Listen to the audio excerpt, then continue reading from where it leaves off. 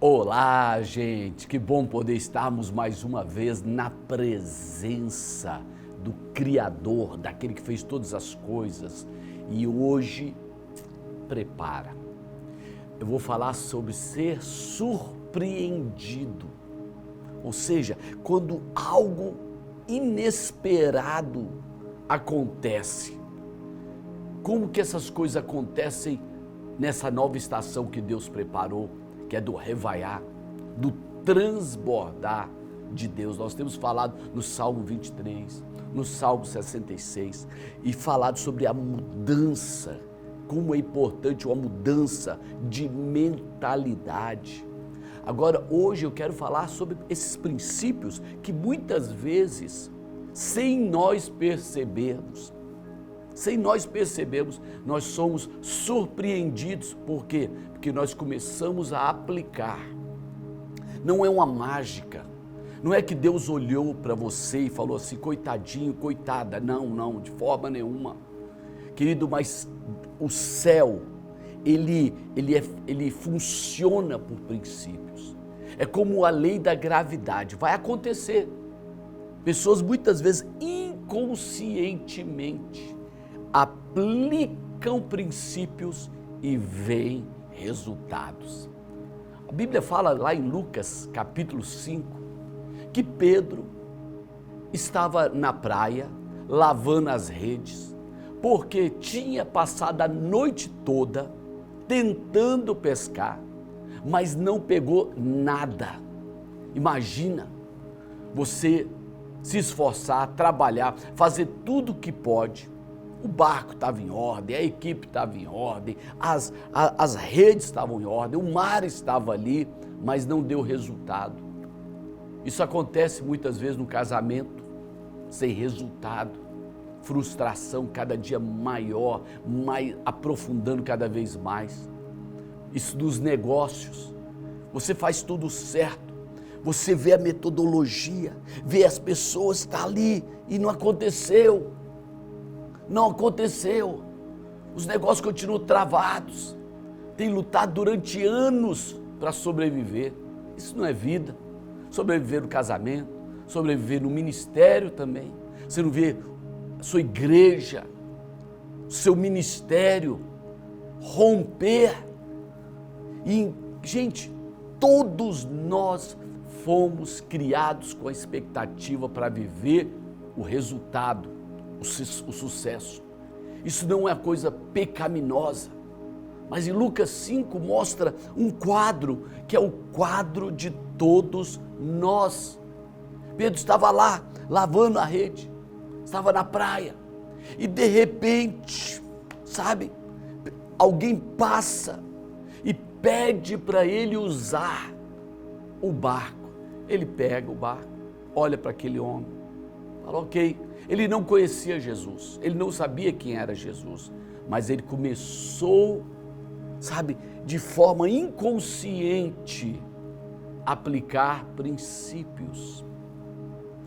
O interessante do transbordar é ser guiado em toda e qualquer circunstância.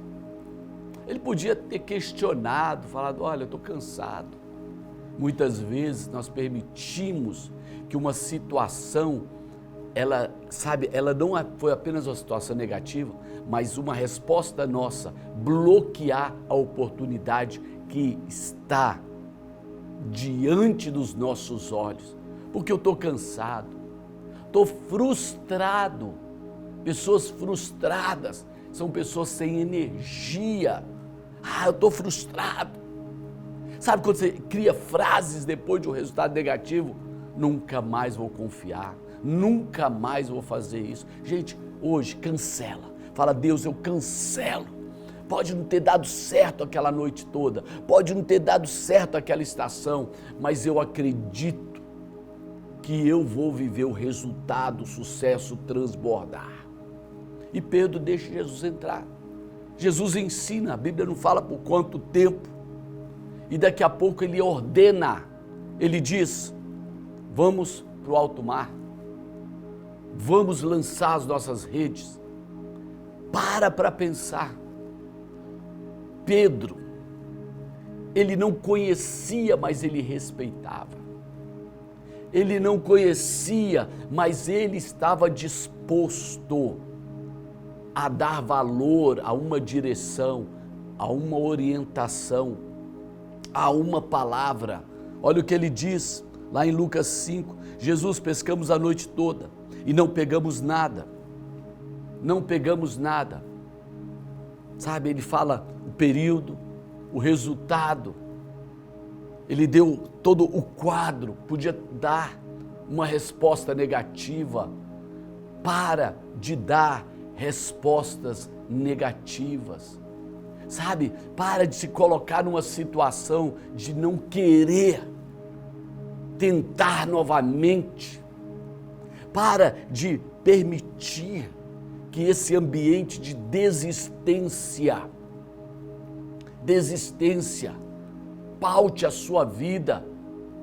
Para de, sabe, acumular as coisas negativas e deixar elas determinarem o que não está determinado ainda. Jesus, o que ele fala? Pescamos a noite toda, não pegamos nada, mas porque mandas, lançarei as redes. Mesmo barco, mesmo time, mesmo mar, resultados diferentes. Eu declaro resultados diferentes, mas eu quero falar mais, não apenas resultados comuns, que você sempre teve, ou tive uma boa pescaria, tive um bom resultado, não. O que aconteceu com Pedro, quando pegaram tão quantidade de peixes, que as redes começaram a romper. Era tanto peixe, eu quero que você tenha essa mentalidade, tanto que as redes chegaram a um ponto que quase iam rompendo, partindo. O que significa isso? É que a bondade e a misericórdia, quando nós nos permitimos ter o nosso Deus como o nosso guia, o que dirige os nossos passos, não é o meu cansaço, não é a frustração, não é o fracasso, não. Deus vai te surpreender. Inconsciente, ele viveu o revaiar, porque a bondade estava com ele, e a bondade fez que algo acontecesse. Ele foi surpreendido com algo que nunca aconteceu. Eu declaro essa estação, você vai viver algo que nunca aconteceu, mas também, se você permitir, o que eu vejo ali? Deixa Deus entrar na tua estrutura, no seu barco, na sua casa, nos seus negócios. Deixa Deus, sabe, ter o momento dele.